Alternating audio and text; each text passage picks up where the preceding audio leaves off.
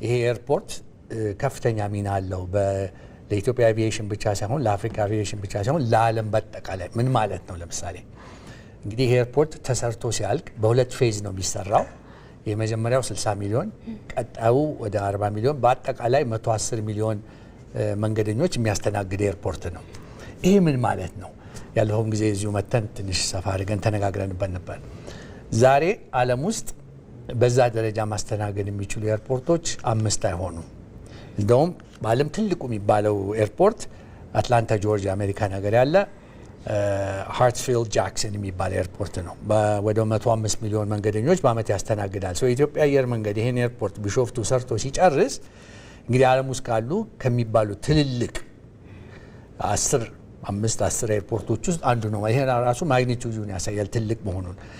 ሁለተኛ ነገር ኢትዮጵያ ኦልሬዲ ዛሬ ቦሌ ኤርፖርት ባለው አቅም እንኳን የአፍሪካ የመግቢያና የመውጫ ሀብ ሆኗል።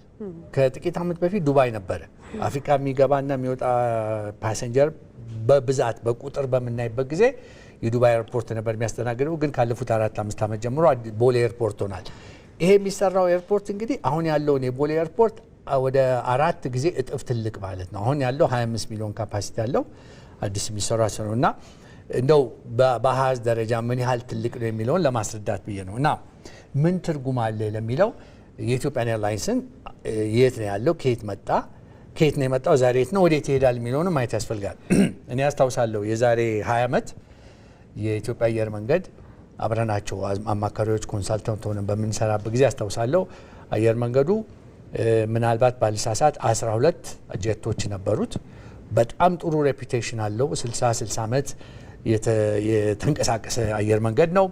ከነ ኔልሰን ማንዴላ ሁሉ በጣም የኮሩበት ጥቁሮች እንደዚህ መስራት ይችላሉ ብሎ በጣም የሚያኮራን እንደ ኢትዮጵያም እንደ አፍሪካ የሚያኮራን። ነገር ግን በጊዜው የዛሬ 20 ዓመት የተደረገው አናሊሲስ የሚያሳየው ይሄ አየር መንገድ ከዚህም በላይ ማደግ ይችላል፣ ኦኬ ብዙ አቺቭ ማድረግ ይችላል ብሎ ያው እኛም ኮንሳልታንት ተቀጥረን አብረን ከአየር መንገዱ ጋር ሰርተን መጀመሪያ ላይ ቪዥን 2010 በሚሰራበት ጊዜ እናስታውሳለሁ $400 ሚሊዮን ያነሰ ነበር በአመት ገቢው። እኛም መጣን ከአየር መንገዱ ጋር ተስማምተን ከማኔጅመንቱ ከሰራተኛው ጋር አብረን በመስራት የለም በ5 ዓመት ውስጥ $1 ቢሊዮን ይደርሳል ሲባል የለም እናንተ ይሄን አየር መንገድ ልታከስሩት ነው፣ ጡረታዬን አስከብር ያለው ወጣለሁ ብለው ወጡ ሰው ነበሩ።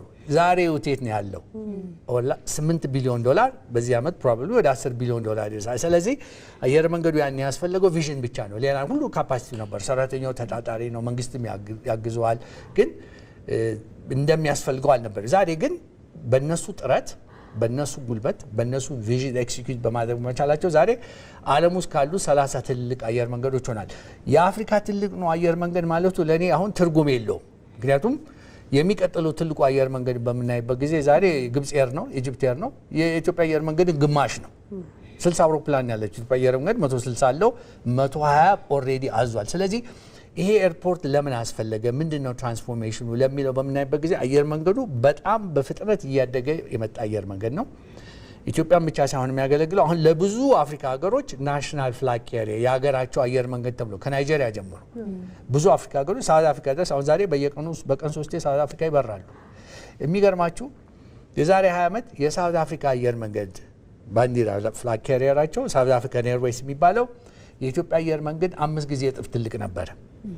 ዛሬ ኢትዮጵያ ሳውዝ አፍሪካን ኤርዌይስ ስራ ሊያቆም ትንሽ ነው የቀረው። 5 ነው 6 አውሮፕላን ነው ያለው። ይታያቸው የኬንያ ኤርዌይስ እኔ አስታውሳለሁ ኢቨን እሱም የዛሬ 20 ዓመት የኢትዮጵያ አየር መንገድ ባለሳሳት 2 ጊዜ እጥፍ ትልቅ ነበር። ዛሬ ኢትዮጵያ ኬንያ ኤርዌይስ ከከሰረ 9 ዓመቱ ነው በተከታታይ 30 አውሮፕላን ምን ያለቻቸው። ስለዚህ ይህ አየር መንገድ በጣም ስኬታማ በጣም ሰክሰስፉል ሆኖ እዚህ ደርሷልና ማገዝ ያስፈልጋል። የምናገዘው ደግሞ ኢንፍራስትራክቸሩን በመስራት አንዱ ብዙ ነገሮች ሌሎች አሉና በዛ አይነት በሚታይበት ጊዜ የኤርፖርቱ ጥቅም ምናልባት እዚህ ላይ የምጨምረው ምንድነው ይሄ እንደ ኤርፖርት ብቻ አይደለም መታየት ያለበት ራሱን የቻለ አሁን ያለፈው ጊዜ ጠቅላይ ሚኒስትሩ የግራውንድ ብሬኪንግ ሴሬሞኒ ባደረጉ ብላ እኔም ሄጄ ተሳትፌ ነበርና እሳቸውም ሲናገሩ ሌሎችም እንደዚሁ ያያለው ነው ምንድነው ራሱን የቻለ ከተማ ነው። ኦኬ እንደውም ከአዲስ አበባ ወጣም ማለቱ ሌላ ጥቅሙ አንዱ ምንድነው እንዲስፋፋ። ምክንያቱም ቦሌ ምንም ስፔስ የለም፣ የማደግም የመስፋፋትም እድል ራሱን የቻለ ሆቴሎች አሉት፣ ሱቆች ሾፒንግ ሞልስ ይኖረዋል፣ የሜንቴናንስ ሾፕ ትልልቆች ይኖረዋልና ለአካባቢውም ለኢኮኖሚውም ትልቅ እድገት ነው የሚያሳየውና መጨረሻ ምለው ምንድነው ግን አየር መንገዱ ዛሬ 20 ሚሊዮን መንገደኛ ያስተናግዳል። አንዱ ትልቁ ዓላማችን ስለ ቱሪዝም ነው። ምክንያቱም ኤርፖርቱ አንዱ ትልቁ ዓላማው ምንድነው መሆን ያለበት ከዛ ውስጥ እንደ 10% እንኳን ኢትዮጵያ ውስጥ ቢጎበኝ 2 ሚሊዮን ቱሪስት ማለት ነው።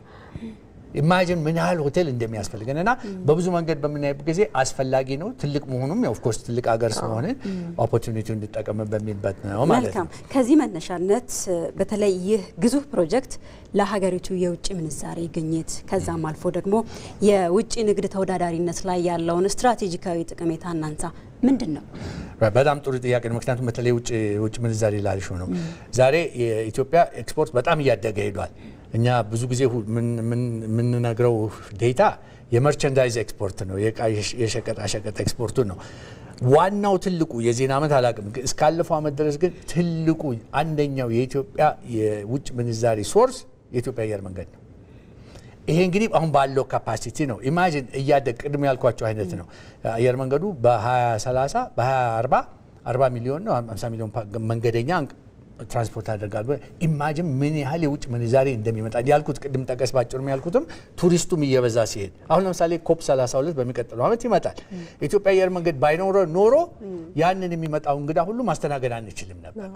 ይሄ እየተለመደ እያደገ በሚመጣበት ጊዜ የውጭ ምንዛሬ ቱሪስት የውጭ ቀጥታ ኢንቨስትመንት ኤፍዲአይን ያበረታታል። ምክንያቱም ለሎጂስቲክስ ሀብ ነች አዲስ አበባ፣ ሎጂስቲክስ ሀብ ነች ኢትዮጵያ። የአፍሪካም የመካከለኛው ምስራቅ በምትሆንበት ጊዜ ኢንቨስተሮች ገብተው በቀላሉ የሚወጡበት ትራንስፖርት ያለበት ሀገር አንዱ ነው ከሚመርጡት። የካርጎ ለምሳሌ የወሰድነው የኢትዮጵያ ኤርላይንስን ካርጎ ምንወስደን አሁን ውስጥ ካሉት የካርጎ ካምፓኒዎች የትራንስፖርት የአየር ፓሰንጀር ትራንስፖርት አየር መንገዶች አንዱ ከስሩ ውስጥ ትልቁ አንዱ ነው። ኦልሬዲ የካርጎ ብቻ እነሱ ያዙት እቅድ እንደውም እሱን 2-3 ጊዜ 4 ጊዜ እጥፍ ለማሳደግ ነውና በካርጎ ሎጂስቲክስ ምክንያቱም አይታችሁት ነው ኤክስፖርታችን በጣም እያደገ ነው። አሁን ባለው ውስን በሆነ የካርጎ ካፓሲቲ አይበቃልም ትልቅም ቢሆን ማለት ነው። እና ይሄ እያደገ በሚሄድበት ጊዜ እንዳልሽው ነው የውጭ ምንዛሬ፣ የቱሪዝም፣ የኤፍዲአይ፣ የስራ ፈጠራ አሁን ብዙ ሺህ ስራው ራሱ ይሄ ኤርፖርቱ ራሱ ሲሰራ በብዙ ሺህ የሚሆኑ ኢትዮጵያኖች ስራ ያገኛሉ። በቀጣይነት ደግሞ ኤርፖርቱ ስራ ሲጀምር ደግሞ በብዙ ሺህ ኢትዮጵያኖች ስራ ላይ ይውላሉና ጠቀሜታው ሰፊ ተደርጎ መታየት አለበት ማለት ነው።